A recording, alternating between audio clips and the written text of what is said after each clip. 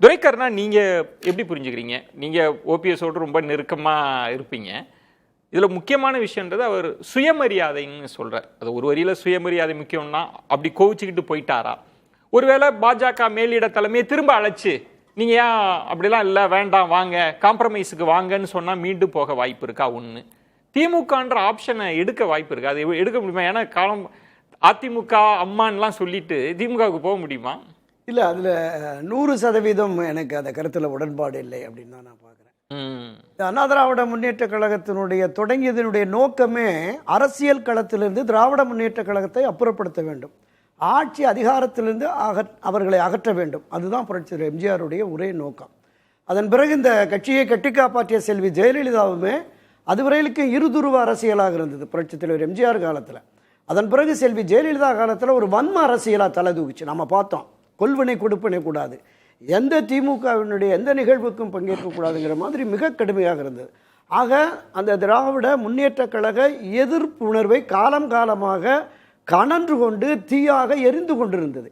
இந்த இரு தலைவர்களின் நீட்சியாகத்தான் மரியாதைக்குரிய திரு ஓபிஎஸ் அவர்களையுமே தொண்டர்கள் பார்க்குறாங்க, நிர்வாகிகள் பார்க்குறாங்க.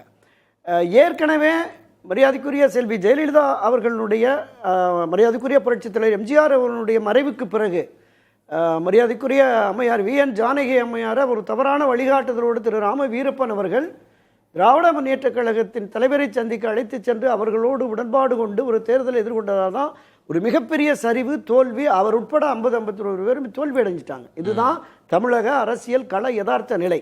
இந்த யதார்த்தத்தை மீறி திரு ஓபிஎஸ் அவர்கள் முடிவெடுப்பாரா? நிச்சயம் எடுக்க மாட்டார் என்று நான் 100% நம்புகிறேன். உங்க நம்பிக்கையை சொல்றீங்க. இப்ப திமுக ஆப்ஷன் அப்படின்னு இப்ப எளிதா நாளைக்கே அதிமுகவில் இந்த விமர்சனத்தை முன் வச்சிடலாம். அங்க பாருங்க, அவர் திமுகவோடு போய் கரம் கோர்த்து விட்டார், துரோகி ஆகி விட்டார்லாம் கடும் சொற்களை எல்லாம் பயன்படுத்தலாம். அவர் தவிர்த்திருக்கலாம். ஒரு கேள்வி கேட்கப்படுது, திமுகவோட கூட்டணியான அது எப்படிங்க கூட்டணி வைக்க முடியும்னு அவர் சொல்லையே. எதுவும் நடக்கலாம்னு ஏன் அங்க சொல்றாரு? இல்ல இந்த டயலாக் இருக்குல்ல, அரசியலில் எதுவும் நடக்கலாம், அரசியலில் நிரந்தர நண்பனும் இல்லை, நிரந்தர பகைவனும் இல்லை என்கிற இந்த சொல்லாடல் காலகாலமாக அவ்வப்போது வழக்கு சொல்லாக தான் வந்துகிட்டு இருக்கு, அவ்வப்போது வந்துகிட்டு இருக்கு. இதுல நாம இதுல இந்த திசை நோக்கி பயணிக்கலாம் அப்படிங்கிற எண்ணமோ உணர்வோ ஒரு சிறிதும் அவருக்கு இருந்திருந்தால் அதற்கான வழிமுறைகளை நிச்சயம் ஏதாவது ஒரு அடையாளம் ஒரு சமீட்சையாக கூட அவர் சொல்லியிருக்கலாம். இல்லை, இதை நான் எப்படி பார்க்குறேன் அப்படின்னா, ஏற்கனவே மரியாதைக்குரிய கலைஞர் கருணாநிதியுடைய மூத்த புதல்வர் மு.க. முத்துனுடைய மறைவுக்கே இரங்கல் தெரிவிக்கணும் அப்படின்னு சொல்லிட்டு திரு ஓபிஎஸ் அவர்கள் முயற்சித்தார். அன்றைக்கு கேரள மாநிலத்தில் ஒரு ஆன்மீக பயணத்தில் இருந்தார். 2-3 கோயில்களுக்கு போயிட்டு வந்ததுனால அவர் காலதாமதம் ஆயிடுச்சு. வந்த காலத்தில் திரு மரியாதைக்குரிய முதலமைச்சர் மு.க. ஸ்டாலின் மருத்துவமனையில் இருக்கிறாங்க, மருத்துவமனைக்கு சென்று சந்திக்கலாம் அப்படிங்கிற மாதிரியான ஒரு எண்ணம். துரைக்கர், நான் அந்த இடத்தில் இப்போ நீங்கள் சந்திப்பை யாருமே கொஸ்டின் பண்ண முடியாது. இப்போ துக்க நிகழ்ச்சி இப்போ ஓபிஎஸ் அவர்கள் இல்லத்தில் நடந்தபோது இவங்க போய் பார்த்தாங்க, இபிஎஸ் அவர்கள் இல்லத்தில் நடந்தபோது எல்லாரும் போய், அது இல்லை, கூட்டணி குறித்த கேள்விக்கு அவர் பதில் சொல்றார். அப்போ நீங்கள் திமுக ஆப்ஷன் இல்லை அப்படின்னீங்கன்னா வேற என்னதான்? ஆனால் பாஜகவில் சுயமரியாதை இல்லைன்றதை போட்டு உடைச்சிட்டார், எங்களை நல்லா நடத்தலைன்றதையும் சொல்லிட்டார். இப்போ வேற என்ன செய்வார்னு நினைக்கிறீங்க? இல்லை, அரசியல்ல அதற்கான வாய்ப்புகளை உருவாக்குவதற்கு இன்னும் ஒரு 8-9 மாதம் இருக்கு தேர்தலுக்கு. சரி, பல்வேறு விதமான வியூகங்களை வகுப்பதற்கான வழிமுறைகளை அவர்கள் கடைபிடிச்சிருங்க. உதாரணத்துக்கு இந்த பிரதான ஆலோசகராக இருக்கிற மரியாதைக்குரிய பண்டுட்டி ராமச்சந்திரன் கடந்த வாரம் சொன்னார்ல, விஜய்க்கான அந்த ஆதரவு என்பது பெருகி இருக்கிறது, அவர்களுடைய அரசியல் திசை பயணம் என்பது சரியானதாக இருக்கிறது. ஒருவேளை திரு விஜய் அவர்கள் அன்புமணியோடையும் வருவாங்க, பாமக வருவதற்கு வாய்ப்பு இருக்கு அப்படிங்கிற மாதிரியும் சொன்னார்.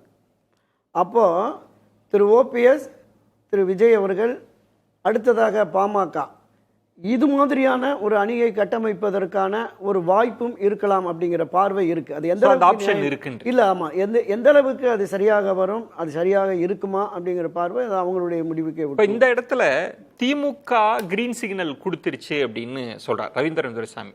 அப்படி கொடுத்தும் ஓபிஎஸ் அதை ஏற்றுக்க மாட்டாங்க, தாவேகா ஆப்ஷன் வேற கூட்டணின்னு யோசிப்பாங்கன்னு சொல்ல வரீங்க? இல்ல, அதுதான் நான் சொன்னேன். நீங்க காலங்காலமாக அந்த 52-53 ஆண்டுகளாக அதிமுகவில் பயணித்து வருகிற காலங்காலமாக அவர்களுடைய வெற்றி சின்னமாம் இரட்டைலையில் வாக்களித்த தொண்டர்கள் தான் மரியாதைக்குரிய ஓபிஎஸ் பின்னாடி இருக்கிறாங்க. அவர்கள் இந்த தன்மானம் சுயமரியாதை இது இழந்து நாமல் பாஜகவில் இருக்க வேண்டான்னு இந்த 100% தொண்டர்களும் வலியுறுத்தியதன் அடிப்படையில் அந்த கட்சியினுடைய ஆலோசகர் மண்டுட்டி ராமச்சந்திரன்லேருந்து கடைசி தொண்டன் வரைக்கும் பாஜகவில் நீங்கள் நீடிக்கக்கூடாது, தன்மனத்தை சுயமரியாதை விட்டு நாங்கள் தொடரக்கூடாது அப்படிங்கிற முடிவு எடுத்ததுனால வந்துட்டாங்க. இப்போ இவர்களில் பெரும்பாலானோர் விஜய் பின்னாடி போனால் கூட பரவாயில்லைங்கிற அந்த கருத்து இருக்கு.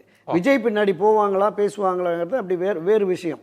இன்னொரு இருக்கு, நம்ம திராவிட முன்னேற்ற கழகத்தோடு இப்போது ஐக்கியமாகி இந்த தேர்தலில் அவருடைய ஆதரவு நிலைப்பாடு எடுத்தால் நிச்சயமாக அந்த அடையாளம் தொலைந்துவிடும். அவருடைய அடையாளம் தொலைந்துவிடும். அந்த எதிர்ப்பு இவ்வளவு காலம் வச்சிருந்த அந்த எதிர்ப்பு நிச்சயமாக தொலைந்துவிடும். ஏன்னா இன்றைக்கும் சொல்றேன்ல, நீங்க ஓரளவுக்கு தனிந்திருக்கலாம். திராவிட முன்னேற்ற கழக எதிர்ப்புணர்வு அந்த இருவரும் தலைவர்கள் காலத்துக்கு பிறகு, இந்த எடப்பாடி தலைமையேற்று வந்ததற்கு பிறகு மிகப்பெரிய தீவிர எதிர்ப்புணர்வு என்பது மங்கி இருக்கலாம். ஆனாலும் கூட திமுகவுக்கு எதிராக இந்த களத்தில், தேர்தல் களத்தில் திமுகவை வீழ்த்த வேண்டும் என்கிற உணர்வோடு தான் இன்றைக்கு இன்னொரு பார்வையாக மரியாதைக்குரிய திரு எடப்பாடி பழனிசாமியும் தமக்கு எதிராக இந்த ஓபிஎஸ் அணிக்கு எதிராக இருக்கிறார்கள், அவருக்கும் பாடம் புகட்டணும் அப்படிங்கிற மாதிரியான ஒரு வேறு நிலைப்பாடு இருக்கிறது. திமுகவை ஆட்சியிலிருந்து அகற்ற வேண்டும் என்கிற அந்த ஒரு நிலைப்பாடு. இந்த எலெக்ஷன்ல உங்களுக்கு தெரியாது இல்லை, ஏதாவது ஒன்னதான் நீங்க சூஸ் பண்ண முடியும். திமுகவையும் வீழ்த்தி அதிமுகவுக்கும் பாடம் கட்டக்கூடிய அளவுக்கு களம் இருக்கா? ஏதாவது ஒரு ஆப்ஷன் தான் நீங்க செலக்ட் பண்ண முடியும். இல்ல நீங்க திமுகவை வீழ்த்திட்டு அதிமுகவுக்கும் பாடம் புகட்டுறீங்க அப்படின்னா தாவேகாவை ஜெயிக்க வைக்கணும் அப்படின்னா மட்டும்தான் ஆப்ஷன் அது. இல்ல இப்ப ஒருங்கிணைந்த அண்ணா திராவிட முன்னேற்ற கழகம், ஒன்றுபட்ட அண்ணா திராவிட முன்னேற்ற கழகம் தான் தேர்தல் களத்தில் திமுகவை வீழ்த்த முடியும் என்கிற கருத்தாக்கத்துல தான் இந்த பயணம் அவங்க தொடங்கியிருக்காங்க. சரி, தொண்டர்கள் உரிமை மீட்பு குழு என்பது. அப்ப இந்த நிலைப்பாடுக்கு தொடர்ந்து எதிர்வினை ஆற்றி வருகிறார் மரியாதைக்குரிய எடப்பாடி பழனிசாமி அவர்கள். எனவே இப்ப அவருக்கும் நாம பாடம் புகட்ட வேண்டிய ஒரு கட்டாய சூழல் அவருக்கு வந்திருக்கிறது அப்படின்னு பார்க்க. பாடம் புகட்டுறதுன்னா அதான் அவங்கள ஜெயிக்க விடக்கூடாது. நான் என்ன கேட்கிறேன்னா, இந்த வாக்குகள் என்பது தென் மாவட்டங்கள்ல, டெல்டா மாவட்டங்கள்ல குறைந்தபட்சமா நாம எடுத்துக்கிட்டாலும், நான் என்ன கேட்கிறேன் துரைக்கண்ணா, பாயிண்ட் என்னன்னா, ஓபிஎஸ் அவர்களுக்கு இருக்கிற சிக்கல், இப்ப நீங்க சொன்ன மாதிரி திமுகவுக்கு போக முடியாது, அது ஒரு சிக்கலா இருக்குன்னா தாவேக்கு ஆப்ஷன் தான். ஏதாவது ஒண்ணு நீங்க எடுத்து ஆகணும். அதிமுகவை நீங்க பலவீனப்படுத்தணும், ஏன்னா எங்களை மதிக்கல அப்படின்னா அப்ப ஏதோ ஒரு ஆப்ஷன் தான். இதையும் தாண்டி நான் ஒரு ஆப்ஷன் சிந்திக்கிறேன். இந்த 2026 தேர்தலில் ஒருங்கிணைந்த ஒன்றுபட்ட அண்ணா திராவிட முன்னேற்ற கழகத்தை உருவாக்க முடியாத சூழல் இருந்தால் இந்த உரிமை மீட்பு குழு இந்த 2026 தேர்தலையே புறக்கணிக்கும். எடப்பாடிக்கு பாடம் புகற்றுவதற்காக ஒவ்வொரு தொகுதிகளிலையும் குறைந்தபட்சம், நீங்க ராமநாதபுரத்தில் ஒரு 3,42,000 வாக்கு வாங்கினா, ஒரு சட்டப்பேரவை தொகுதிக்கு கிட்டத்தட்ட ஒரு 30-50 திமுகவோடையும் சேர வேண்டாம் வேண்டாம். ஆனா அதிமுக பாஜக கூட்டணியை பலவீனப்படுத்தி பாடம் புகட்டியது. ஒரு வலுவான கூட்டணி அமையுமே என்றால் இது இரண்டாவது கூட்டணி, மூன்றாவது கூட்டணியா எடப்பாடி பாஜகவை தள்ளுவோம் அப்படிங்கிற மாதிரியான. ரொம்ப சுருக்கமா சொல்லுங்க, நான் திரு மணி அவர்கள்ட்ட போறதுக்கு முன்பு. ஏன்னா நீங்க திமுகவோடு போய் சேர்ந்துட்டீங்கன்னா அடையாளம் மாறி போயிடும். அதுக்கப்புறம் நீங்க இந்த அரசியலை திரும்ப எடுக்க முடியாது. அப்ப நம்ம பாடம் புகட்டுற அரசியலை மட்டும் செய்வோம். அதுக்கு என்ன வேலை? அது தாவேகாவுக்கு போனாலும் இவங்களுக்கு நெருக்கடி தான், நம்ம புறக்கணிச்சாலும் நெருக்கடி. அந்த ஆப்ஷன் எடுக்க மாட்டாங்களா? அவர் அதிமுக சென்டிமெண்ட்ல இருந்து பேசுறாரு, அவரோட உணர்வை நான் மதிக்கிறேன். புரட்சி தலைவி ஜெயலலிதா அம்மையார், முத்தமிழறிஞர் கலைஞர் மறைவுக்கு பிறகு பொலிட்டிக்கல் டைனமிக்ஸே மாறி போச்சு. குறிப்பாக ஜாதிவாரி கணக்கெடுப்பு நடத்தாமல் ஒரு முதல்வர் எவ்வித பொறுப்புமற்ற செயலில் ஒரு ஜாதிக்கு இடஒதுக்கீடு கொடுத்ததை தான் எதிர்க்கட்சி தலைவராவதற்கும் எம்எல்ஏ ஆவதற்கும் பயன்படுத்தி கொண்டார். அதில் எத்தனை பேர் அது தவறுன்னு சொன்னாங்கன்னா, ஒரு தேமுதிக தவறுன்னு சொல்லிச்சு, ஒரு சோசியல் ஒர்க்கரா நான் தவறுன்னு சொன்னேன். இல்ல, இப்ப நான் கேட்பது திமுகவுல சேர்றது அவருக்கு சிக்கலா போகாதுன்றது உங்க பார்வை?